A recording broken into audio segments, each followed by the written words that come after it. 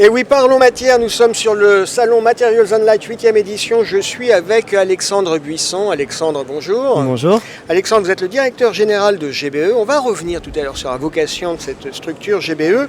Votre actualité, on va parler matière, matériaux. Votre actualité sur le salon, c'est que vous mettez en avant un procédé, le procédé GBE. Qu'est-ce que c'est ?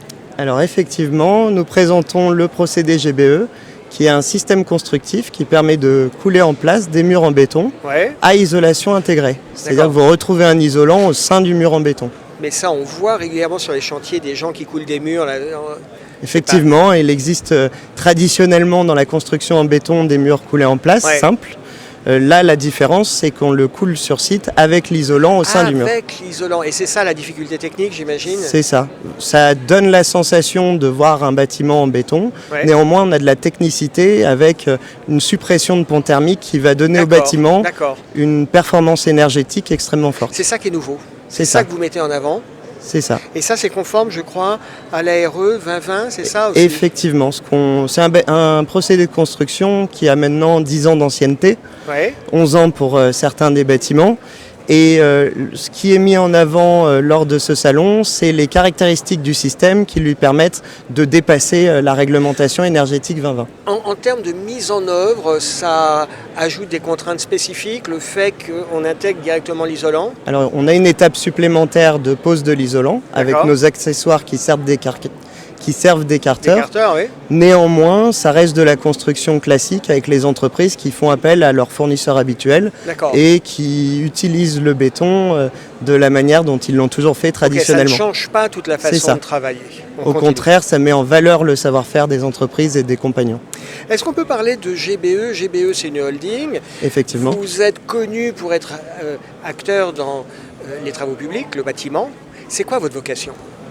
Alors notre vocation, c'est de construire des bâtiments qui soient durables pour l'avenir, en béton, pour l'utilisateur, avec des frais d'entretien réduits et sans besoin de climatisation ou de chauffage à l'intérieur ou avec des accessoires hautement technologiques. C'est audacieux de revendiquer de construire en béton parce qu'on entend beaucoup de fournisseurs, d'architectes parler de matériaux de nouvelle génération pour dépasser justement le béton. On parle de matériaux biosourcés. Vous assumez de faire du béton ?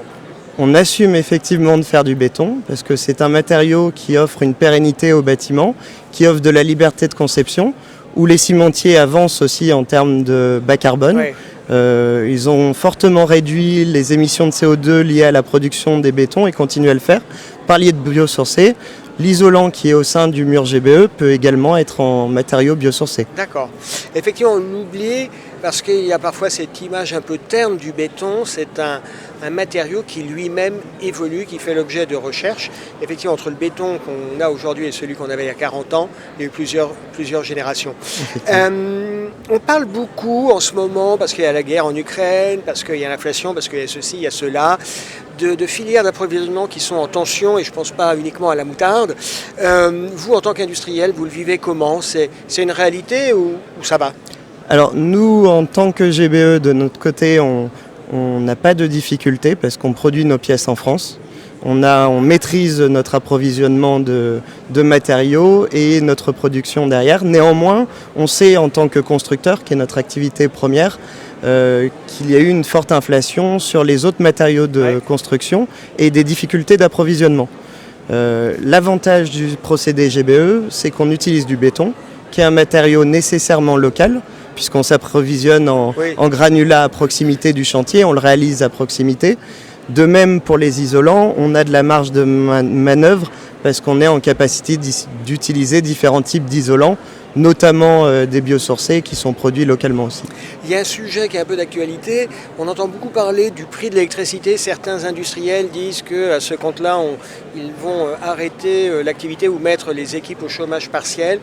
C'est des choses qui vous interpellent ?